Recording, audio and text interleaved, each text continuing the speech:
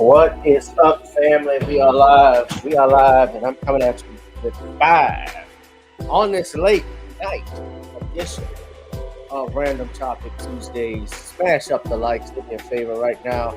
I need you to go to Random Topics on Rumble if you're watching. Maybe if you're not watching or not subscribed, go to Rumble and subscribe to that channel because we're live on Rumble, we're live on X, and YouTube, and Facebook.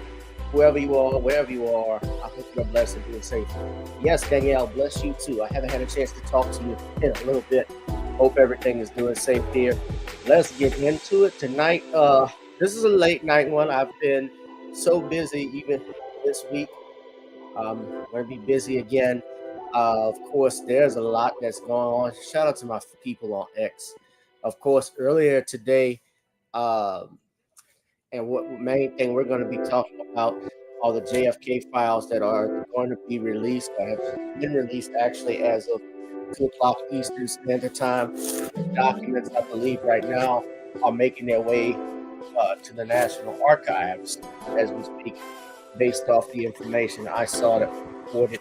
And I have some videos on that. We're going to be talking about the Kennedy assassination in a little bit, what those documents likely have, if anything, what they're going to do, and my thoughts on it. Of course, we covered it. But also, earlier today, I found out, and this is a big deal, that Medgar Evers, his profile has been removed from the Arlington National Cemetery website. Now,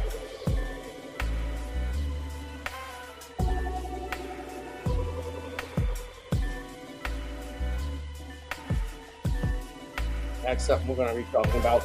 And all of this falls, of course, under the orders of the Orange Man, Donald Trump, President Trump. Now, I'll be honest with you all. When we talk about Medgar Evers, I'm going to play the video right quick. We'll get right into it. Now, I'm sure most, if not all of you have heard, know who Medgar Evers is, his impact. Of course, I only knew of Medgar Evers from the actual movie that came out in the 1990s. I don't know if anybody remembers a movie called Ghost of Mississippi that Rob Reiner directed, and Whoopi Goldberg played Medgar Evers' widow, Burley Evers. Alec Baldwin played Bobby DeLauder, who was the district attorney that prosecuted Byron Della Beckwith, the racist that killed the racist chicken, the chicken neck, racist asshole. Sorry, I probably shouldn't say asshole, but I did. But he was the one that shot Medgar Evers as he was standing outside of his driveway coming home late at night in June 1963. Actually, coincidentally, the day John F. Kennedy announced on national TV that he would be passing civil rights legislation for the American Negro. Now, we're going to go ahead and play just a little bit. Of course, now this is a video from AP. This was made back in 2023 on the 60th anniversary of Medgar's assassination. We're just going to play this video quickly. Hold on.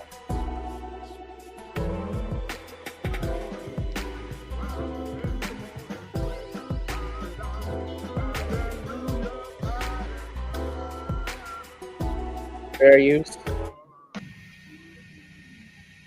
That is the Medgar and Myrlie Evers home. It's actually historic. Mississippi is the state of birth. It's a historic along with so many building. other people, have suffered because That's this Myrlie was the Evers. state of our birth. My husband gave his life so it could be better for all of us. I think it has moved in that direction. How swiftly, I don't know.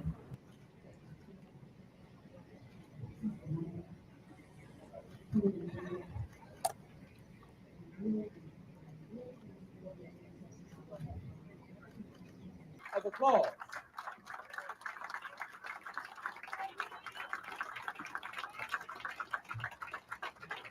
So,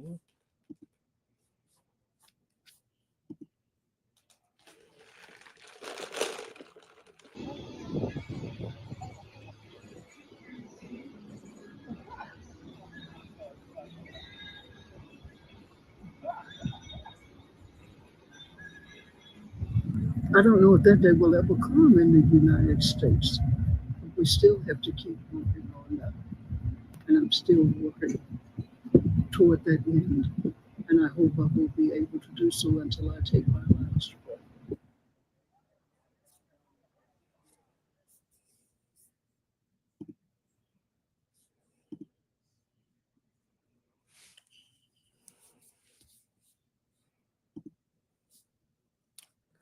So, what has been reported and what has taken place? That was just a brief video. That was Miss Merle Evers.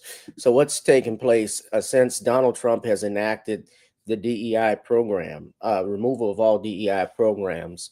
According to the New York Times, the Arlington National Cemetery website that was highlighting the graves of Black and female service members vanished. Then, as the Trump administration purges government websites of references to diversity and inclusion. Among the obscured pages are cemetery guides focused on Black soldiers, women's military service, and Civil War veterans. Some of the materials were still online Friday, but they were no longer easily accessible through the cemetery's website. And one individual that we talk about that wasn't there is Medgar Evers. Now, on Friday, the cemetery's website still had an active page of describing Section 27, which includes the graves of thousands of African Americans freed from slavery. Another active page listed prominent African Americans, including Medgar Evers, Thurgood Marshall, and Colin Powell, buried on the grounds.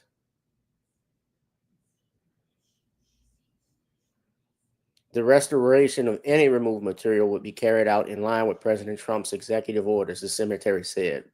One of Mr. Trump's orders aimed at schools urges a crackdown on gender ideology and discriminatory equity ideology. Now, some people have said one person said the whole thing is deeply concerning. This was according to Representative Adam Smith of Washington, the top Democrat on the House Armed Services Committee. He said, even if you have concerns about the way DEI was handled in a number of different places, I've never seen a problem within the military. Now, this is of March 14th, but now let's look at what we have on March 18th, which is today. This is the news according to this. So now it's reported Mississippi Today. They said Trump, who once hailed WW2 veteran Medgar Evers as a great American hero, has erased him from a section on the Arlington National Cemetery website. So from March 14th, the section you have that would show Medgar Evers' grave, that's no longer present according to the Mississippi Today article and what's been reported. Now, it's been reported elsewhere. So let's look at the Arlington National Cemetery website. Now, I got to say this, though. Of course, I think it is necessary to highlight our African Americans tributes. I do that all the time. Our African Americans, our Black Americans who have served this country honorably in the Army or the Marines, Navy, Air Force, Coast Guard, you name it, Marines, you name it, even Space Force, so that's new. Yes, Merle Evers Williams, she's still alive. Now, this is my first time, in all honesty, to the website. I have not been here before, so I don't know exactly where the sections would be, but apparently they've removed it. Now, I think it's a problem. Of course, it's not a problem that we had sections that highlighted the achievements, highlighted our fallen Black American heroes. Of course, they removed it from females as well. So I think that is an issue. Of course, I think, do I think it's the biggest issue or concerning for us through our country? No, of course not. We have more social issues, substantive issues we can be dealing with. But of course, I think it's important, and I think Medgar Evers, certainly he is one of those heroes that deserves to have his name recognized. And I think they should have, of course, a lot of famous people, all famous people that are buried at Arlington National Cemetery recognized. Do y'all know Joe Louis is also buried at Arlington National Cemetery? Ronald Reagan waived the requirements because the requirements in uh, to be buried at Arlington National Cemetery, the requirements for that required that you had to have died in battle, you had to have been uh, fought in battle, which Joe Louis, he was in the military at the time, but he, of course, didn't see the front lines. He was there as a symbol of hope and pride for the soldiers that would go there. He would put on exhibition files, but he waived the requirements, and Ronald Reagan waived them when Joe Louis passed. So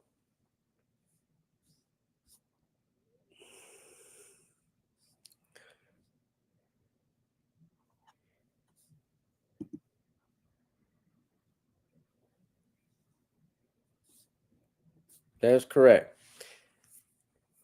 He didn't satisfy the requirements. He made an exception. So he was given full military honors. And I mean, look, Joe Louis actually he did a lot for the American Army at that time. So it's great. Hello, how you doing, Keaton Rourke? But yeah, I think it's important to have. I think it's wrong to not mention Medgar Evers and not have him on the channel, not have him on the website. I'm sure there are other famous black individuals. I think Thurgood Marshall's buried there, is buried there, if I'm not mistaken. Which I don't think Thurgood Marshall. He was a Supreme Court justice. I saw he was buried there, but let me just check it again. Resting place of Thurgood Marshall.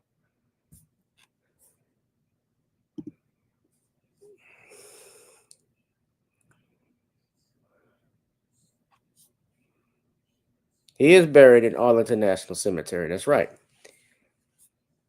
Well, he's a Supreme Court justice.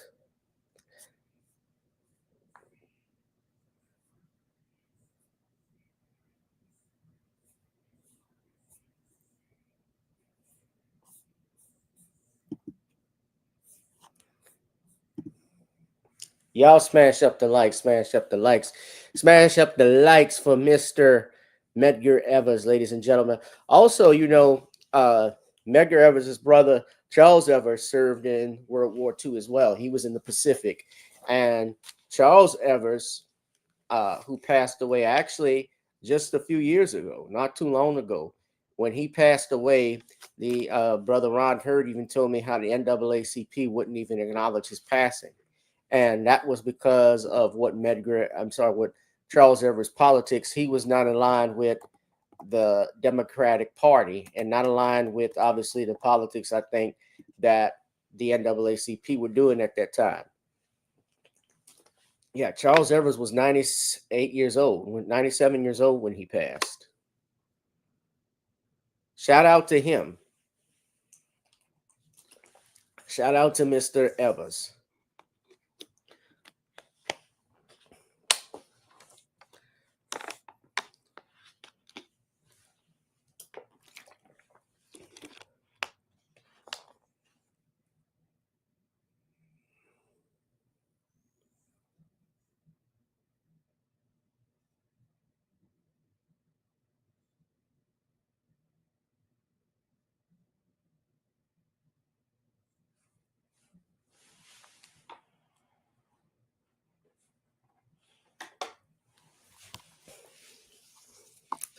So let me put some music back on. We need a little music.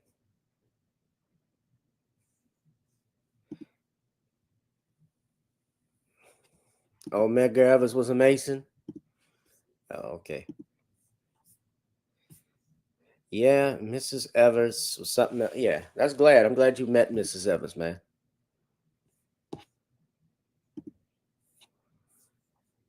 This is a picture of Charles Evers. Charles Evers actually was in the White House. He had become friends with the Kennedys, actually. He was friends with Ted Kennedy, but that's him with JFK. And that's Charles Evans back in 2009, a little older. He was the first black mayor of Fayette, Mississippi. Although it was a biracial town, did y'all know when he was elected mayor in 1969, the white officers on the police force resigned. They didn't want to work with a black administration, and the town was 75% black. He said, well, I guess we'll have to work with an all-black police department.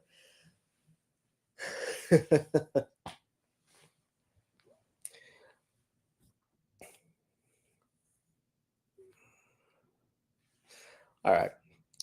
Yeah, he served in World War II. Yeah, he came down. He actually came armed with some guns to go at the man who killed his brother. You know, Della Beckwith, from what I heard, Medgar's assassination was not just one angry white man that was upset that this Negro was trying to get black people to vote, but rather it was people even in the Mississippi politics, the administrations, that were involved in that as well, which I don't doubt. I don't doubt that there were other people who wanted Medgar Evers assassinated, who probably played a role in it. We'll probably never find out who, but we can take a guess. We can figure it out. 200 people wanted Caesar dead, but only Brutus was the one who stabbed him. But 200 people wanted him dead nonetheless, so they were all involved. Same thing with Abraham Lincoln. Now, I mentioned JFK. Speaking of JFK, this is not going to be a long live stream, family. Let's talk about it. I got to put a little music on. Hold on. Liven it up. So, earlier this evening, or this afternoon, the White House had announced, yesterday, Donald Trump announced that the JFK files would be released today. They said it would be released at 2 o'clock this afternoon. I'm here to actually show you all a little video that we have of that. Hold on one second. So this is the JFK files that's released. So there's some videos that people have been talking about it, what's in it. There have been people who, one person who's actually started reviewing the files, what's in it. Of course, you're likely not to see a file. Everybody wants that one file that says who did it. And likely, although these documents claim to be redacted, that type of admission probably would not be in that file, within those files, because they have not and would not release anything. So they're not going to release anything still incriminating, because it would mean the government did it. And that's who I believe was behind the assassination. And all the evidence points to that. So here's a little video we're going to look at from WFAA and on Script News, what were in the documents. So make sure you. We begin tonight with an update on the Kennedy assassination. For more than 60 years, people have been working to understand exactly what happened in Dallas that day. And the government just fulfilled President Trump's promise to declassify documents. Now, hold up. Let me just 80,000 pages were just. Now, we've been asking for this. The American people, especially after the movie JFK came out in 1991 with Oliver Stone, there was a push by the American people to actually get all of these documents released. And these documents were set to be released in 1992. There was a disclaimer that the Assassination Records Review Board, the documents weren't going to be released until 2023.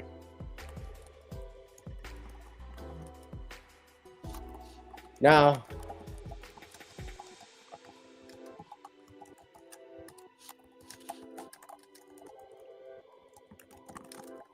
hold on one second. I'm sorry. They had that disclaimer at the end. At the end of the film JFK, if y'all remember that. So now that was the Assassination Records Review Board that was set up by George Herbert Walker Bush in 1992. Of course, he didn't believe there was a conspiracy. Wink, wink. Y'all will understand that a little later. But we're going to go ahead and finish playing this video. Why the secrecy? Just released to the public, believed to be the last files in its possession Americans have yet to see. Is it? Matt Howerton has been reading through those documents all evening and joins us live from Dealey Plaza. Yeah, Chris, and it's not just me who's been reading through these documents. Journalists nationwide have, historians nationwide have, and also the sixth floor museum behind me. They have a team going through these documents. They dedicate themselves every year to educating thousands of people about the JFK assassination. So they're going to be looking at those. And this is a lot of documents, around 80,000 pages. It's a ton. It's going to take weeks to open them all, to go through them, connect the dots, and add context. And the main consensus tonight among outlets and historians, nothing explosive just yet. It takes a long time to come out with all the documents. It's a little fishy. Everybody has a theory. Lone gunman, or I'd say government. For decades, visitors like Sean Kaleo from Hawaii have flocked to Dealey Plaza. Looks a lot more flat in the Zapruder films. To ponder the JFK assassination just 6 floors below, where alleged assassin Lee Harvey Oswald fired on the president's motorcade. The why? We'll never know because he was shot, right? That's right. Shot has always interested us, from the conspiracy theories to the investigations. For some, it feels simply unbelievable that one man with a rudimentary bolt-action rifle could assassinate arguably the most powerful man in the world. Oswald acted alone with the help of no one when he killed the president. But author and presidential historian Paul Brandis says there's nothing that proves otherwise. I wouldn't hold my breath. Whenever they get these guys like this who says he acted alone, he was never even convicted. Lee Harvey Oswald never had a day in court. See, that's the thing, too. They're saying he's the assassin. It's easy to call someone assassin when they can't defend themselves. And they ignore the physical evidence that even came out, because the FBI in 2007 said that it was impossible that the single bullet theory could have happened. And they said the ballistic evidence said there was at least 2 shooters. But I digress. Breath, waiting for something. Brandis will be going through roughly 80,000 final files connected to the JFK assassination that were declassified and released Tuesday, but expects conspiracy theorists who believe Oswald didn't act alone to be disappointed. Here we are 2/3 of a century later, and no one has been able to find, again, any credible, verifiable proof. But something of note we found in the documents, a 1961 memo to President Kennedy on the CIA's influence that had fueled theories in the past that the agency was involved in the president's death, fully unredacted. The memo cites that the CIA may have been seeking to infiltrate the politics of America's allies and was encroaching on responsibilities within the State Department. The actual number of CIA personnel overseas in several countries revealed, but not much else. Additional documents were also withheld. We don't know how many because they're sealed under a court order. Who sealed it?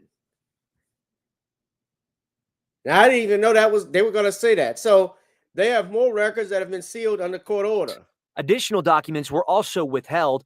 We don't know how many because they're sealed under a court order. It will take days just to open all these files. Historians like Brandis say they likely won't satisfy many visitors here who keep asking why. I don't even know this Brandis guy, but doesn't he keep him and this other little white boy y'all know of, Gerald Posner? Posner is the one who supports the single bullet theory. He wrote a book on the Kennedy assassination.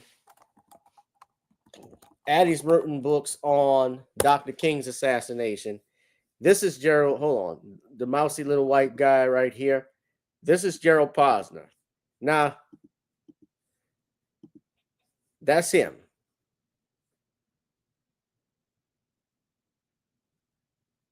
He wrote Case Closed in 1993, Lee Harvey Oswald and the Assassination of JFK, and Killing the Dream, James Earl Ray and the Assassination of Martin Luther King in 1998. And the one thing you have with Posner is that in both of these books, he sides with the United States government.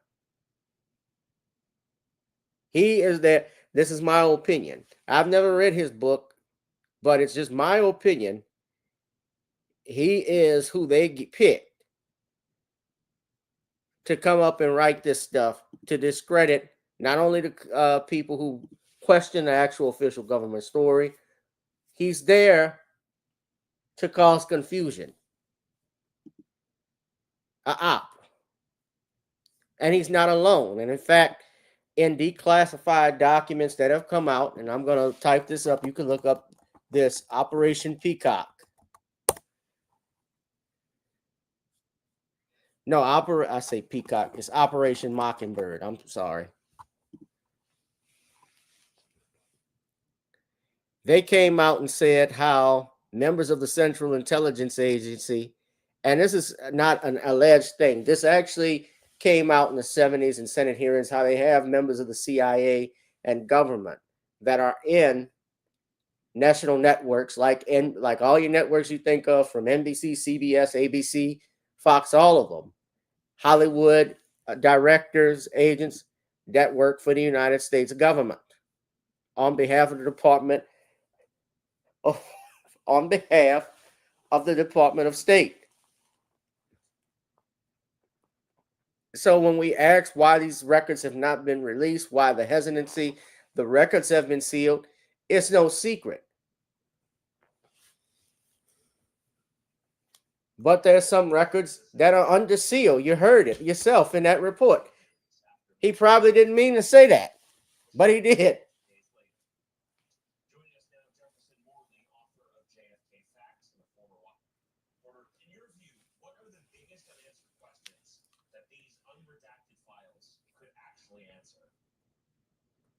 To understand what's going to come in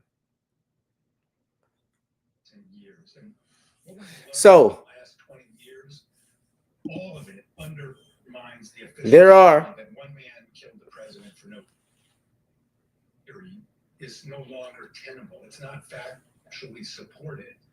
The doctor and his life agreed he had been shot from 2 different directions. Correct. Now I'm going to play, there's a video that's playing on my TV right now. They're interviewing a gentleman about the records. I believe because it's on today. I'll go ahead and play this. You can listen to what this gentleman has to say. Fair use.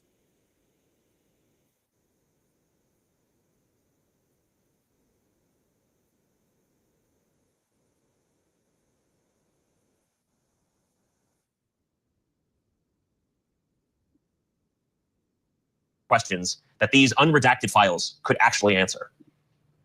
To understand what's going to come out, you need to understand what's been released in recent years. And what we've learned in the last 20 years, all of it undermines the official story that one man killed the president for no reason. That theory is no longer tenable. It's not factually supported. The doctors in Dallas who tried to save Kennedy's life agreed he had been shot from 2 different directions. The CIA knew far, far more about Lee Harvey Oswald than they ever told any investigation. So those are the areas where I think, we can learn something, particularly about the CIA and Lee Harvey Oswald. That story was totally buried by the Warren Commission. It was not known to congressional investigators in the 1970s. It's really only been learned in the last couple of years. And so this is the area where there's potential for a real breakthrough if we see the documents. Of course, the documents were promised today and we still haven't seen them. I mean, you've poured over these documents like no one else. Is there any evidence, though, that redactions in already released documents up to this point have covered up key details? Would things in an unredacted document change the popular narrative? And so how so? In April of 2023, the CIA released a 62-year-old document which identified the name of the man who was reading Lee Harvey Oswald's mail while President Kennedy was in the Oval Office. So the surveillance of Oswald has been a very carefully controlled secret. The Warren Commission was told, and the Warren Commission told the world, the CIA didn't know anything about this man, and he just came and killed the president. That story, we now know, thanks to documents released in recent years, is false. A small group of top CIA officials monitored Lee Harvey Oswald from November 1959 to November 1963, and then, when asked questions about it after the president was dead, lied about it and said they didn't know anything about him. So we know that story is false now, and the documents to be released may well shed some light on why is the CIA lying about this. Do you buy at all the national security argument here that this could be jeopardizing to the integrity of the CIA or FBI if they release some of this information? I mean, I have no doubt that this information will be highly embarrassing to the CIA. And people in the CIA believe that if you embarrass the CIA, that harms U.S. national security. I don't think most people outside of the CIA buy that argument. They think they agree that a secret intelligence agency should be held accountable, especially in the case of a presidential assassination. There's not 80,000 names of sensitive agents in those documents. There may be a handful of names, but the classification, the national security justification for withholding information, that is so often abused that the law that is in effect now, the JFK Record Act, says that's no longer a valid objection. Okay? And the law says something that the CIA has never done. The law says in every document that the CIA withholds, they have to provide an explanation of the damage that it would do by releasing it. And they have to do that for every single document. The CIA has never done that. And so it's just kind of a blanket exemption that they can hide stuff that, just embarrasses them. They'd rather not talk about, and they just want it to all go away. But people are saying, the president is saying, no, it's not going away. You really do have to produce this stuff and produce it now. So today's a hopeful day. President's rhetoric is good, but implementation is everything on this order, and we still haven't seen the documents. No, we haven't seen them yet. For someone who's a citizen sleuth, someone who's able to log on to archives.gov, try and take a look, if these documents are in fact released today, what would you suggest looking for? What will you, I mean, the second this is posted, I presume that you'll be using the same computer you're using now to try and look into as many as possible. What will you be looking for? I'll look at some of the key names in the JFK story, top CIA officials who knew about Oswald before the assassination, people like James Angleton, David Phillips. So there's a lot of redacted information about these people. And then also, the major topics that run through the JFK story: CIA operations in Mexico City, CIA operations in Miami, CIA manipulation of the media. These are all the subject of redacted documents in this collection. So we're going to be drilling down kind of topic by topic to see what exactly is new about these key themes and key personalities in the events of November 1963. And look, I'm curious. We talked a lot about this during Trump's first administration, starting in 2017. We're not talking about it again now that he's back in office. As you noted, there were certain document releases during the Biden administration, but these really have, these document releases have become flashpoints in some cases for conservatives. Representative Anna Paulina Luna from Florida, Republican from Florida, is someone who's pushed for these documents to be out there as well. Why do you think that these files have become such a flashpoint for conservatives? I mean, I think it's a flashpoint for everybody. I don't think that this is a partisan political issue. I'm not a MAGA supporter. I'm a liberal. And the readership of my publication is very diverse from right to left, and including the center. I think the reason this sticks around is the official story is not credible. And the evidence that has emerged in recent years undermines and contradicts it. So the official theory that one man came along and shot a president who he admired, that's not plausible anymore. So we need a better explanation of what happened on November 22nd. So people say, oh, well, Jeff, what's your theory? I don't have a theory. It's not my job to come up with a theory. It's the government's job to obey the law and release the records. I mean, it's really ridiculous that we're kind of talking about this and then the process is being dragged out. And frankly, it's getting a little suspicious. Is the CIA going to comply or not? The clock's ticking. We were promised stuff today. Now, I know things happen. People at the archives are being dragooned into scanning JFK documents all day. We know that. Lawyers at the Justice Department were scanning documents all last night. So they're trying to get something out. We hope that we see it. But until we see the documents, the CIA's record of malfeasance in the Kennedy assassination is so long and so consistent that they lost the benefit of the doubt. They need to provide the records. Then we can talk about what it all means. But until we have full disclosure, something's wrong with our system, because the people, the president, everybody wants full disclosure. Who's really opposed to this? Some people at the CIA? They need to get with it and realize it's time to obey the law. 61 years later, yet here we are still searching for answers. Jefferson Morley, author of JFK Facts. Thank you so much for joining us. That was Ship's News. Yes, I agree with everything this man said. Everything that this man said. There's so much foot dragging with this stuff. Valerie,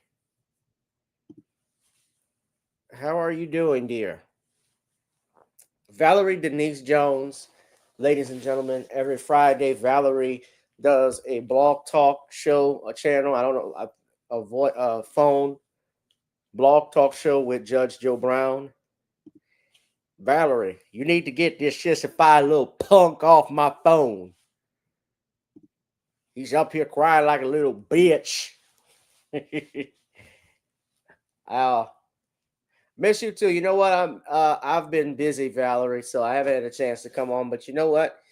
Probably the next couple of weeks, hit me up. I might be able to come on once and talk with y'all. I think something especially about these records. If you look at the ballistics, I just want to say about Kennedy. Oh, you're on. Well, I noticed you've been on YouTube. I've seen you on YouTube, but I still hear that phone call, that phone voice you have with the judge. So sure, we can do that. Yeah, well, I'm on YouTube, though probably not for long. That's a hint for everybody what's going on right now. look, let's go ahead. I just want to talk about this because this is not going to be a long live stream tonight. This was a late show coming in. But two things everybody can do. First of all, to see if the records have been released, you can go right now to archives.gov. And if you go there, they have the JFK assassination records. Everything from the Warren Commission to file classifications. They have pictures, everything like that.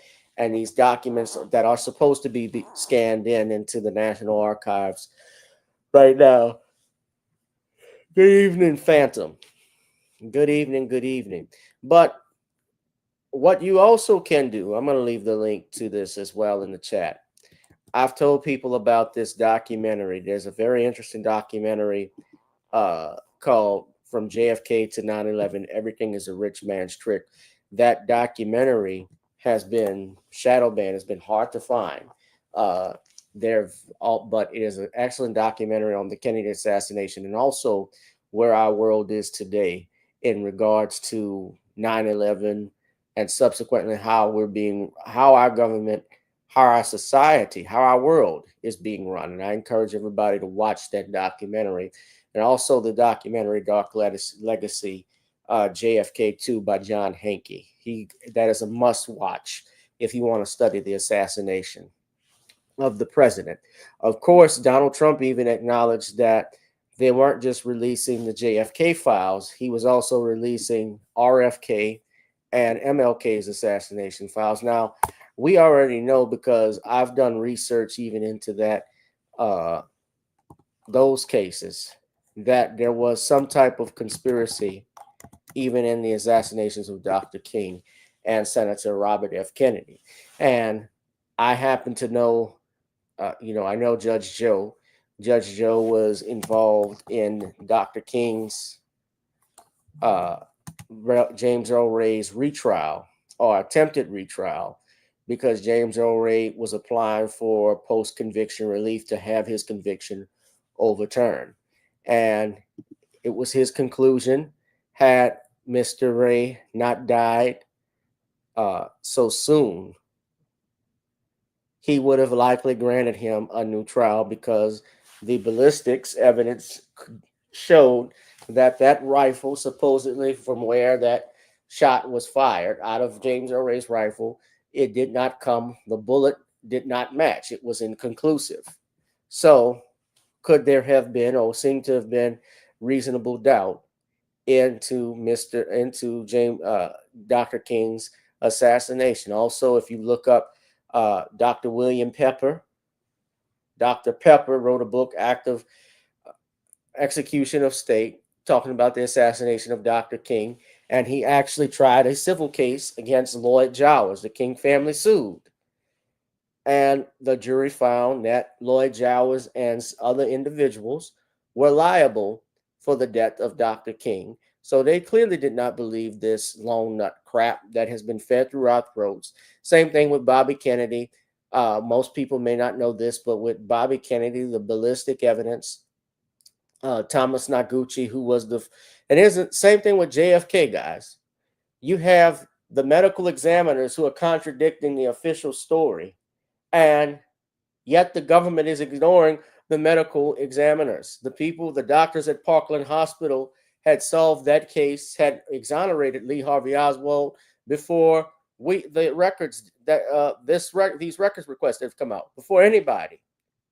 Lee Harvey Oswald was exonerated instantly that day. They said that the president had wounds from the front.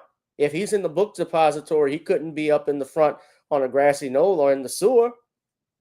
That storm drain actually is where John F. Kennedy was shot at. But he was also shot in his throat. Now,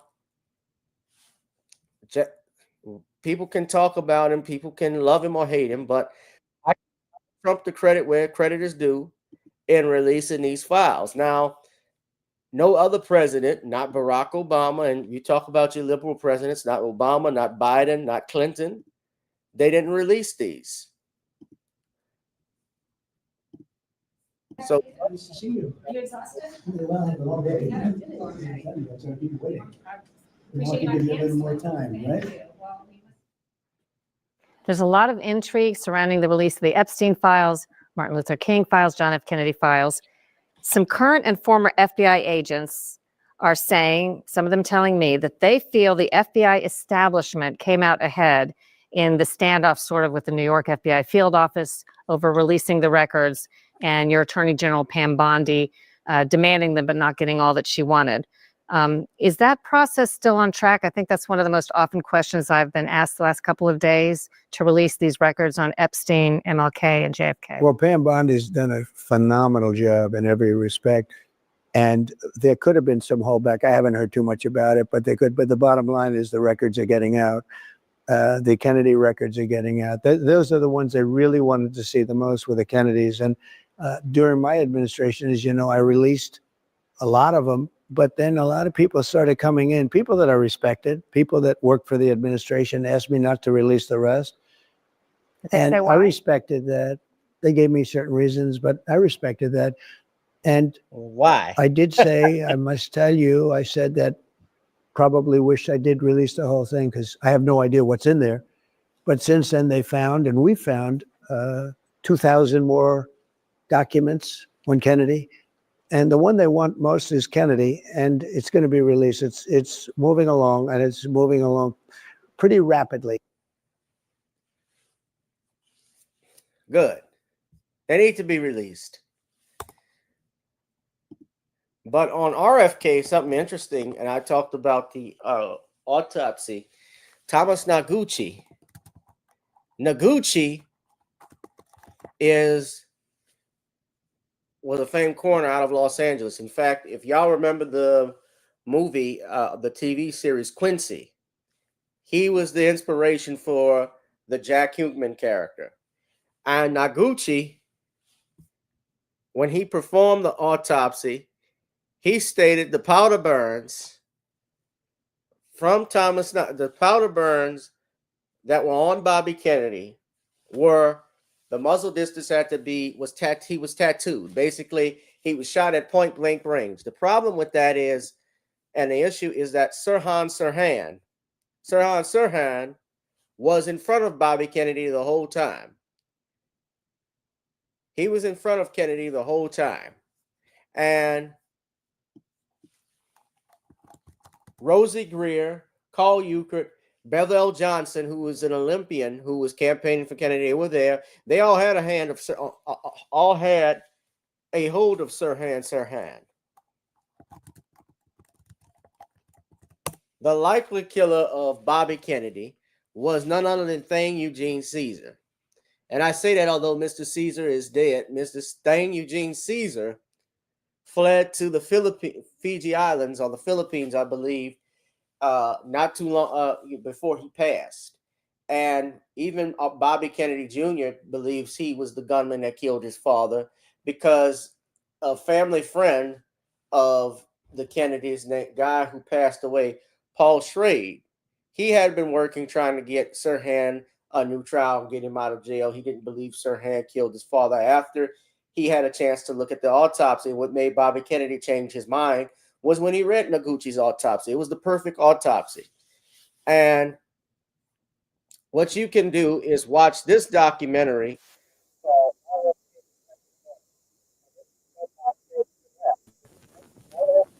Assassination. Delegation from California, a close friend of the Kennedy family, and an official eyewitness to the case. The first results of the investigation were reported by Los Angeles Mayor Sam. Now, I can't get into, I don't want to play this whole thing. I don't want a copyright strike. But one of the things they said with Bobby is they didn't want another Dallas when Bobby Kennedy was assassinated. We don't want another Dallas, but they created another Dallas, because even with President Kennedy, the Parkland Hospital doctors from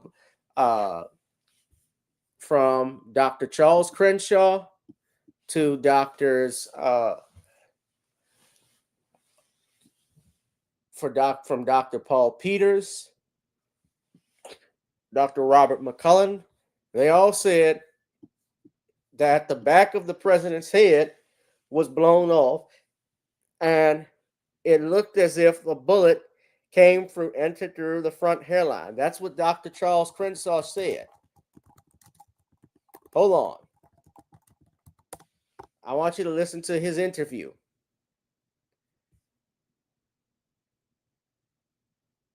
Listen to his interview.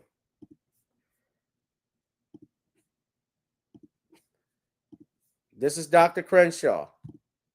Doctor, the president we know was shot, passing on the road in his motorcade down below, and the official version has Lee Harvey Oswald firing from behind.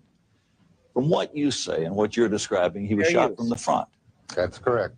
Meaning there had to be two gunmen. At least one, and maybe two more. And you believe that? I'll always believe that, because of the wounds that I observed at Parkland Hospital. Today, Dr. Charles Crenshaw is chairman of the surgery department at John Peter Smith Hospital in Fort Worth.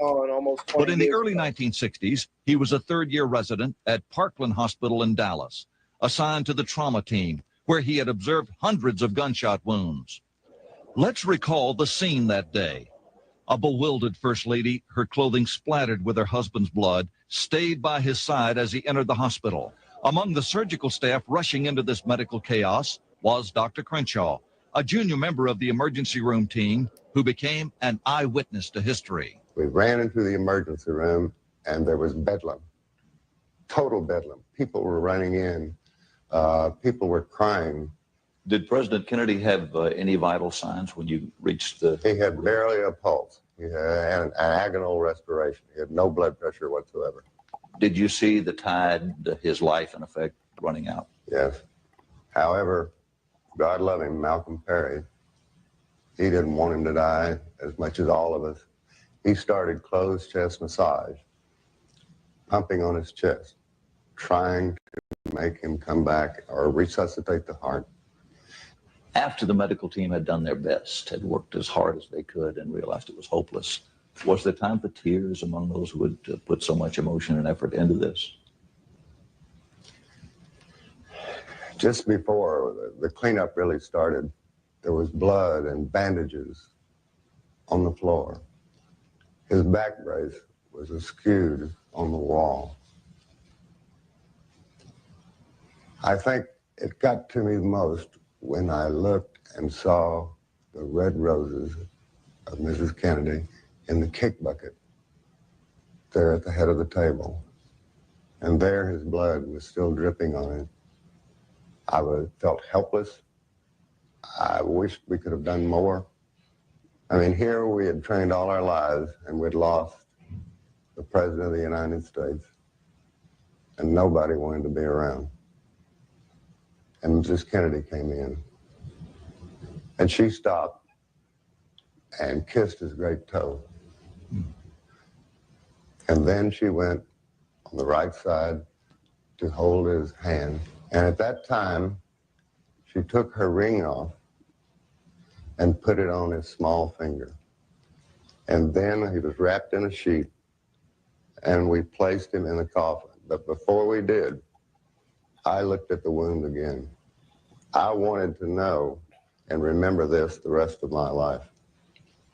And the rest of my life, I will always know he was shot from the front. This bullet to the head was beyond a doubt the fatal wound, which is clearly seen in the Zapruder home movie. However, the film is not as conclusive on the crucial issue of the bullet's direction. Did the shot come from behind Kennedy or from the front? Remember, the Warren Commission investigation concluded the shots came only from behind. Dr. Crenshaw says they're wrong. The bullet struck about where and passed about where?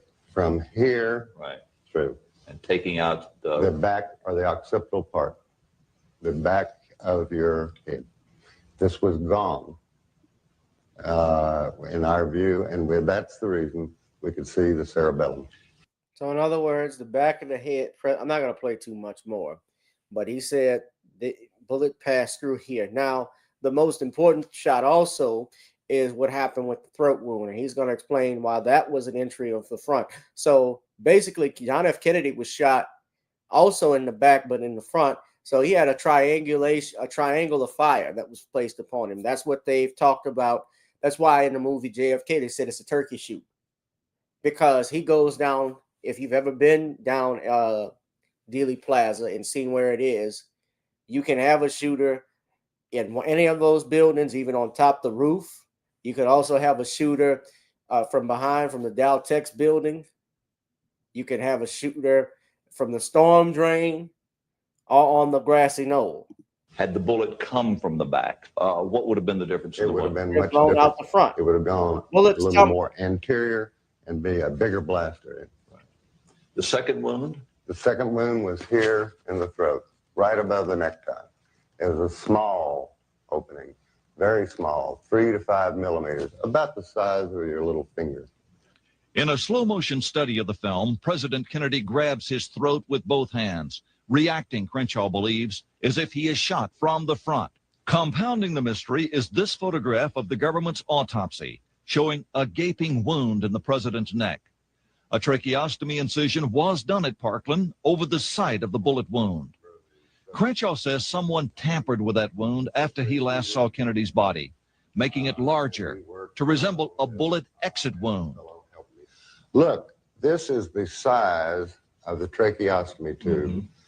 Incision was made and then placed in. This large part, this flange, stays outside. So it was a small wound, about the size of the instrument that you Right. saw. An inch to an inch and a half maximum. This wound, and described in the Warren Commission, was almost 3 inches wide. Double the size. Double. Is it possible that the doctor working to put this in what may have been already a bullet wound made the incision too large? Oh, no. No, Perry was an artist with a blade. He was one of the best trained technical surgeons. But it seems almost incomprehensible that a team of highly intelligent, highly trained doctors could be standing over the President of the United States and see wounds that you say came from the front, and yet the official government story is it came from the back, and wait this long to break the silence. Intimidation, fear, and career-mindedness. Those were the factors. Exactly. But again, you have to understand the time in 1963. The people that were with this country were telling you what to do, how to do it. And I think the feeling was we went along to get along. Now semi-retired, Dr. Crenshaw has written a book breaking nearly 30 years of silence. Could the, what you call a conspiracy of silence, have been out of plain old-fashioned patriotism among the doctors? No question about that. And Dr. Baxter had wanted no one to say anything because he was worried about commercialization. Well, I made the statement that any one of us in the school or in the hospital that ever made a dime off of anything they said about the assassination, I would try to see that their medical career was ruined. You felt that strongly? Yes.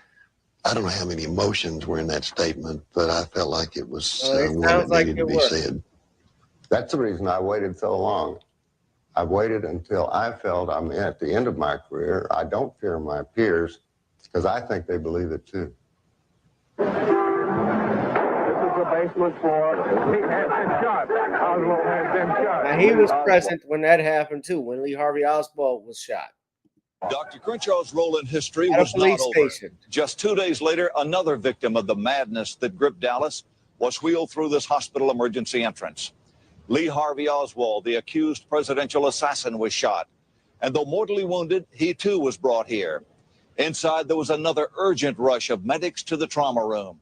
Among them, again, the young Dr. Crenshaw. As the team was around him at the table, working, trying to save his life, you were called away. What was that about? The nurse came and tapped me on the shoulder and asked if I would take the phone call. And I picked up the phone, and it was like thunder, like God was talking. He said, "This is the president, Lyndon B. Johnson." I said, "Yes, sir." And he said, "How is the accused assassin doing?" I said, "Well, he's critical, but right now he is holding his own." He then said, "I want you to take a message to the operating surgeon and have a deathbed statement from Oswald." Oswald died on the table without saying a word. Could LBJ have made the call? The answer is yes. 2020 has obtained copies of White House logs from November 24th, 1963. LBJ was in Washington attending church when Oswald was shot at 12:21 Eastern Time. And at 12:45 p.m., the same time Oswald was in surgery in Dallas, LBJ was first told he had been shot by Secretary of State Dean Rusk. Moments later, LBJ, according to historian William Manchester, said to Robert Kennedy, quote, "We've got to do something. We've got to get involved." President Johnson then had 15 minutes to make a call to Dallas before going outside to be with Mrs. Jacqueline Kennedy for the procession to the rotunda, where the late President Kennedy would be lying in state. However, there is no official record of this phone call. What could it all mean? If LBJ were on the line to Dr. Crenshaw demanding a deathbed confession, it means the new president was moving quickly to wrap up the case along government lines. How much of that was in the Warren Commission information? None. None at all? I never talked to the Warren Commission. No one knew ever that Lyndon Johnson called Parkland. Of course they would. And this is why we don't have when we have a lack of transparency in government, this is what happens. Now, before I get off, we talk about MLK, I just want to show you this video. How many of y'all remember this?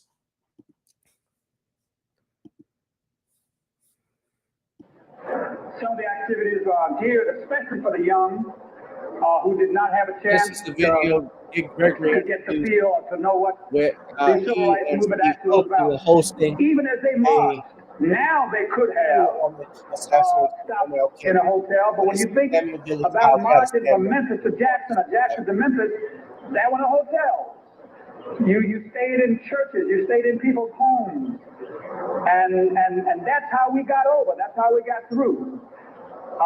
The struggle was a spiritual struggle. You couldn't pay people to do what we had to do. You couldn't pay people to stand before mad dogs and fire hoses and billy clubs and cattle prods. It was strictly a spiritual and moral movement. So we wanted that dimension to be in the pilgrimage to Memphis. We will revisit the mountaintop speech site. That's the Mason's Temple, where Dr. King made his last address, which he almost didn't make, because the night that we were having that rally, there were tornado warnings, and he was behind on the Poor People's Campaign. And he said, "You guys go on over and have the rally. I'm going to stay at the motel and work on the Poor People's Campaign." When we got there and Dr. Abernathy walked in and Jesse Jackson walked in and I walked in and others, people started clapping because they thought Martin was behind us. And so Ralph's preacher said to him, "This is not our crowd." And he went to the phone and called Dr. King and said, "Any of the marches that we had in those days, you have an opportunity to bring the children and bring the family and march with us." And when I finished sharing with them the last hour of Dr. King's life, a hurry, but that gave me the wonderful privilege of spending the last hour on earth. 3 preachers in a room, Abernathy, King, and Kyle. And we now even Judge Joe has talked about this guy. Together in room he's 306, also another color. He had. I have to ask Judge. The press is always curious, and writers, what went on? What did you talk about? I say we just talk preacher talk. What preachers talk about when they get together? Yo, hey, revivals and all what you fixing to hear now? About 5:45, we walked on the balcony, and he was talking to people in the courtyard. He stood here and I stood there. Only as I moved away, so we could have a clear shot, the shot rang out. Thank you. I turned around and there's nothing back on the balcony. That sound like a setup to you? That sound like a fraudulent slip. Fraudulent slip.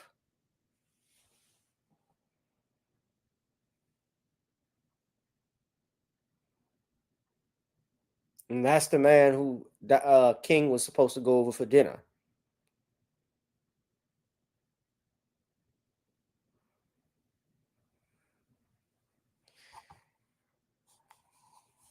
Hell yeah, they've been lying to us, and it's time we get our due. So anyway, y'all, we're going to wrap this thing up. It's getting a little late. Thank y'all for tuning in on this late night edition of Random Topic Tuesdays. Shout out to my family on Rumble. Shout out to my family on X, here on ScrewTube, and Facebook. Whoever you are, wherever you are, I hope you're blessed and doing safe. If you love me for my time, pay me for my time. You can drop something in the Cash App, PayPal, or Zelle.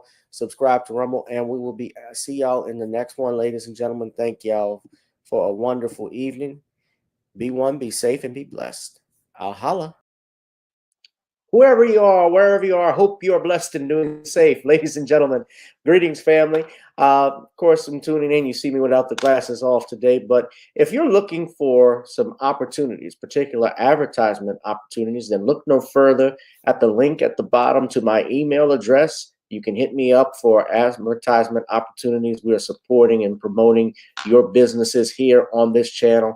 You can also, if you would like to donate and subscribe to our Patreon, a link is at the bottom as well. So you have multiple ways in which you can advertise with the platform by emailing me when we go on through our live stream. You also have access to premium content, those that want to see premium content that you will not find here on YouTube or Facebook or Twitter, as I am suspended probably by now. You guys can check out the Patreon at link at the bottom. But advertisement opportunities, definitely email me, gavin.grich1@gmail.com for rates. And for the Patreon, it is the same as the YouTube channel. It is channel gboot2786. All right, I'll holla. Peace.